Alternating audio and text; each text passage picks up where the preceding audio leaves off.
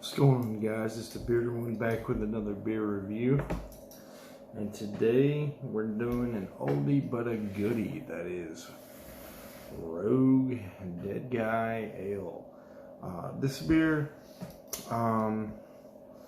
if you're a seasonal drinker, or you follow trends, or you're an IPA guy, or you like your milkshake stouts, or your quadruple milkshake IPAs, this beer is going to fall under your radar. But if you're like me, and I'm someone who will drink anything, literally anything, just for the adventure of trying a new beer, this might be a beer for you. Now, let's go into why this might be a beer for you. Well, for starters, Rouge comes out of Oregon, I believe. Yes, Newport, Oregon. I didn't do heavy research. That much is apparent. They don't disclose much information. They don't have a lot to say about Rouge Dead Guy Ale. I'm thinking Rouge has the attitude that they're going to let the beer speak for itself, and they're not going to have any gimmicky stories or whatever. I do think one thing that's cool about Rouge is every now and then, almost annually, they ask people to share stories about how they survived near-death experiences, to kind of celebrate the legacy of Dead Guy Ale. I don't know. Yeah, I don't know when Rouge Dead Guy Ale first came around. I don't know how old it is. They didn't disclose it on the website. But it's been around for a while. It's in the category of what I would consider classic craft beer. It just kind of came with that first wave. At least, from where I'm from in North Alabama, we're kind of late to the scene. So based on what I see in the market in my area, I just feel like Rouge Dead Guy Ale fits into that category of New Belgium's Fat Tire, or Sam Adams Boston Lager, or Sierra Nevada Pale Ale, Oscar Blues Pale Ale. Just kind of that first wave of craft beer I was seeing in my area. But Rouge has stood the test of time. I've seen, as the state's craft beer industry tends to grow, they've pushed certain beer off the shelves in grocery stores in Alabama. And Rouge, especially Rouge Dead Guy Ale, seems to stand the test of time. And it's still fairly common. I don't have to go to a specialty beer store to see Rouge Dead Guy Ale, and I think that is that's worthy of some respect, anyways. Now, diatribe over. The head dissipated pretty quick if you paid any attention to that. It's just like a thin border, just kind of barely even there at all. Head. I think the temperature might have something to do with that head. If you know a little bit more about head retention than I do, I just pulled this out of the fridge. I didn't let it warm up very much, so it's not optimum serving temperature. So forgive me for not being proper about my beer serving. But if you happen to know more about head retention than I do, please tell me why possibly it being cold had anything to do with it, maybe, because I feel like this beer had better head retention when I bought the 6-pack and had the first couple of brews out of it. Anyways, no head retention almost. It leaves some legs. They dissipate, but it leaves legs a little bit.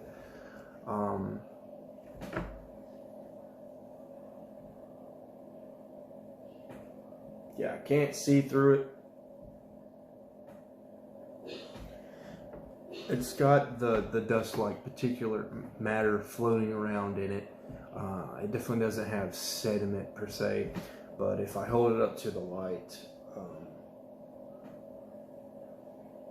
yeah, I can see what I refer to as like the dust-like particulate, just kind of muddying up the drink. It looks really orange on camera.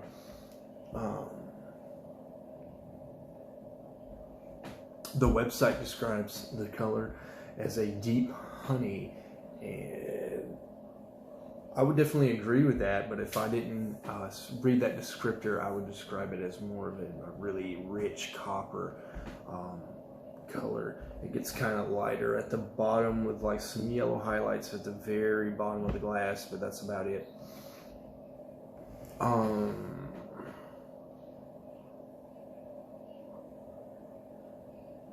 This is a very malt forward beer, but don't let it fool you. This beer has 40 IBUs. So don't let the maltiness fool you.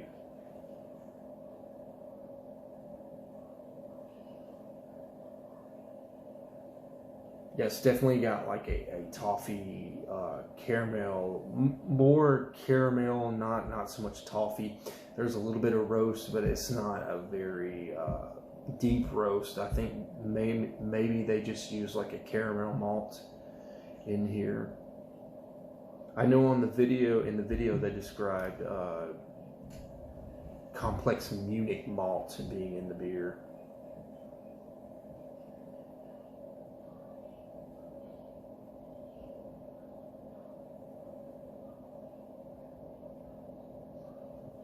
So yeah, that strong, bready, malty caramel aroma coming through, and then there's some hops on the back end to kind of round it out, but it's man, that malt really comes through. So if you like malty beers, Dead Guy Ale's probably going to be for you.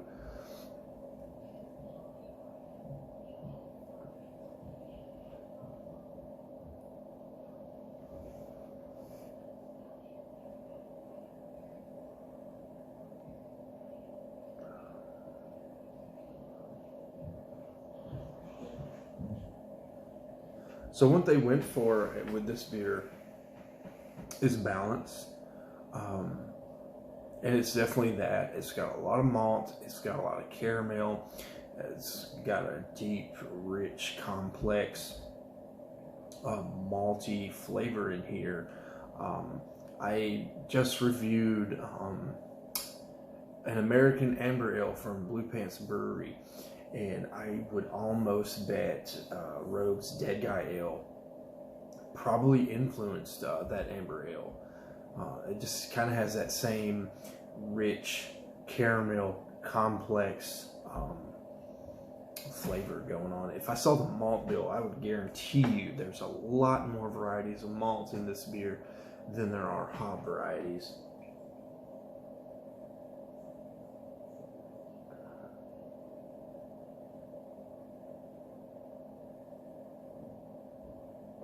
It's got medium viscosity, so it's not real thin.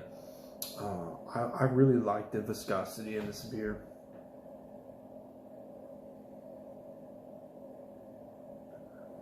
When I'm drinking a standard ale, I like a good medium viscosity. I don't like thinner ales when it comes to like a standard or a flagship or something classic.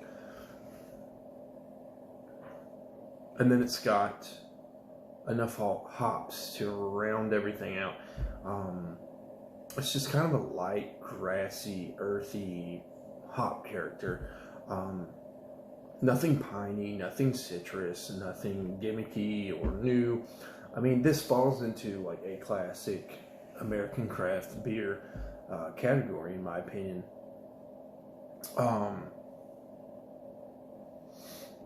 I would recommend this beer to beginners. I think now while this has 40 IBUs and it's got 6.8% alcohol, so it's not a hugely sessionable beer. I think this is good for beginners to help adjust their palates to hops. I think it's good for beginners to try beers with a little bit of hops in them, and not just stay with the wit beers and the lawnmower beers.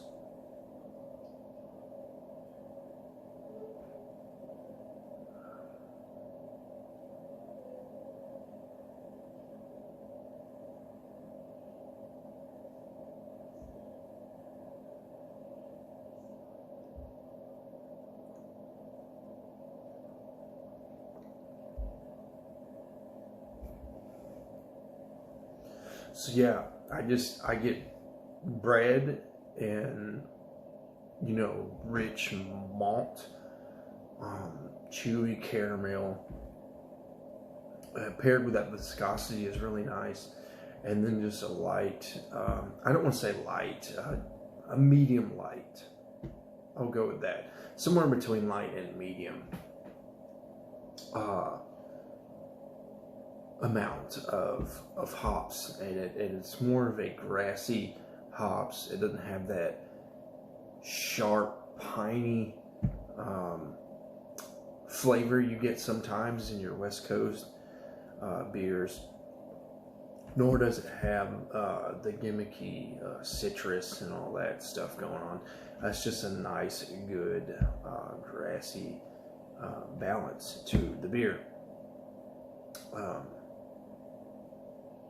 Overall, I know I haven't said anything bad about this beer. I think I'm going to give this beer a 3.5 out of 5. It's a solid B beer. Maybe back in the day, when I was first trying to get into craft beer, maybe I would appreciate this beer a lot more. But just for me, I don't really like the ingredients they use.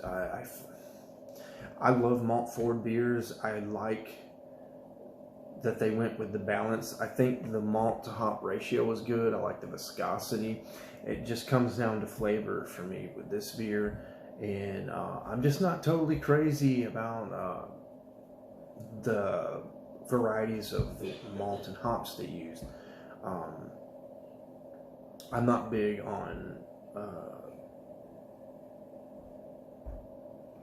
on putting a caramel chew in my beer. So yeah, 3.5 out of 5. Dead Guy Ale. If you're into malty stuff, this beer might be for you. Until next time, guys. Cheers.